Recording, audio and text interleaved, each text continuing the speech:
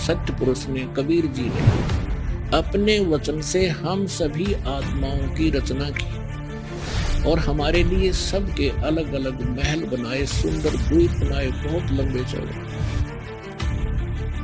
और पूरे सतलोक को आए हैं। सतलोक आश्रम खमाणों में यहाँ हम पहुंचे हैं प्रदर्शनी में, जहाँ पे परमात्मा के अद्भुत दर्शन है।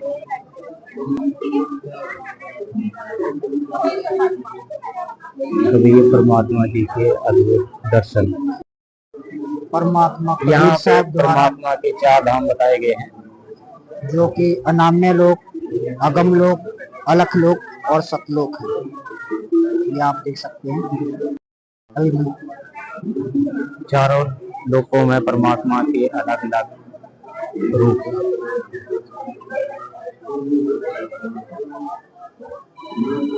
चारों अनामी पुरुष, अगम पुरुष, अलग पुरुष, सत्य पुरुष रूप में।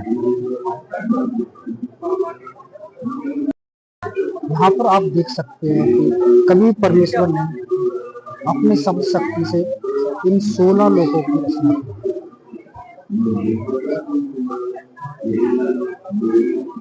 सर्वप्रथम परमात्मा ने 16 लोगों की रचना की। उसके बाद परमात्मा ने अपनी शब्द शक्ति से 16 पुत्रों की रचना की।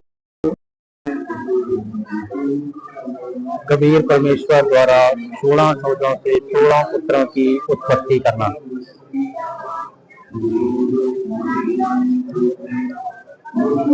पुत्रों में से उत्पन्न अपने पुत्र अचिंत को सत्य लोक तथा अन्य की रचना का आदेश देते हुए परमात्मा कबीर साहिब जी, जब अचिंत से परमात्मा ने सृष्टि रचना के लिए कहा तो अचिंत ने अक्षर पुरुष की उत्पत्ति की। यहाँ पर अक्षर पुरुष के सामने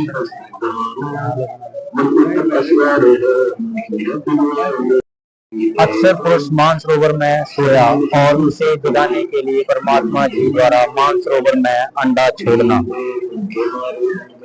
इस चित्र में ये दर्शाया गया है।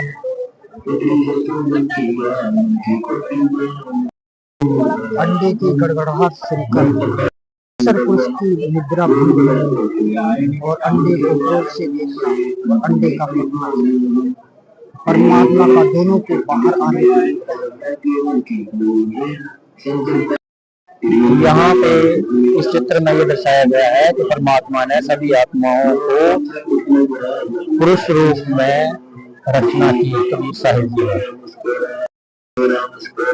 कबीर परमेश्वर द्वारा ज्योति निरंजन के तप करने पर 21 ब्रह्मांड देना।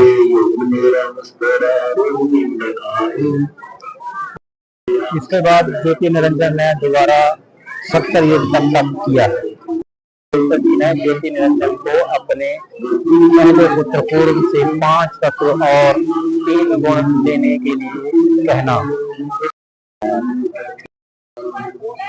कूर्म के साधना करते समय ज्योति निरंजन द्वारा जबरदस्ती कूर्म का मुकुट उतारना और मुकुट में से 5 तत्व और 3 गुण देना छीना झपटी द्वारा।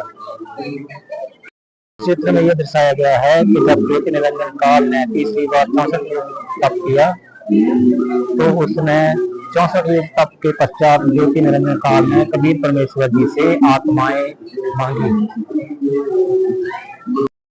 परमेश्वर कबीर साहिब जी का सर्व आत्माओं से ज्योति निरंजन के साथ जाने के लिए पूछना और तब एक आत्मा का हाथ उठाकर स्वीकृति देना और देखते ही देखते वहां उपस्थित सभी आत्माओं का हाथ उठाकर स्वीकृति देना इस चित्र में ये दर्शाया गया है।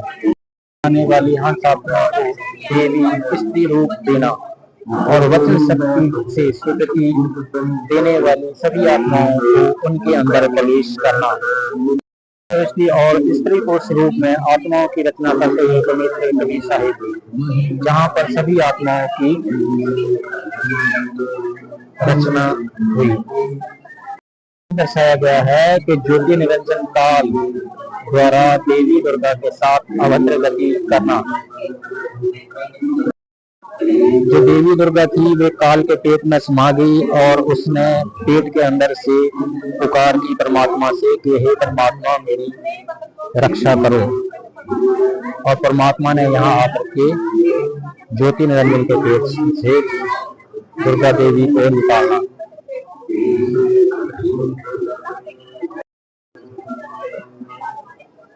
यहाँ पर परमात्मा ने जीवित रूप में परमात्मा कबीर साहिब जी ने 21 ब्रह्मांड सहित ज्योति निरंजन काल और दुर्गा को 21 ब्रह्मांड से निष्कासित कर दिया सब लोग से। ज्योति निरंजन काल और देवी दुर्गा को 21 ब्रह्मांड सहित निष्कासित करने का आदेश देते हुए जीवित रूप में परमात्मा कबीर जी, जब परमात्मा ने इन्हें सब लोग से निष्कासित कर दिया तो फिर काल ब्रह्म ने और दुर्गा ने मिलकर के 3 देवों की उत्पत्ति की, जिसमें से सतगुण ब्रह्मा, सतगुण विष्णु, रजगुण ब्रह्मा और तमोगुण शिव की उत्पत्ति हुई। काल ब्रह्म ज्योति निरंजन ब्रह्मा विष्णु शिव और उत्पत्ति के बाद दुर्गा के को कहा कि मैं अव्यक्त रहूंगा, तू मेरा भेद किसी को मत बताना। उसके पश्चात दुर्गा ने काल ब्रह्म को गुप्त रखते हुए अपने को ही सर्वा बताते हुए ब्रह्मा और विष्णु को तीनों गुण रजगुण, तमगुण, सतगुण विभाग देते हुए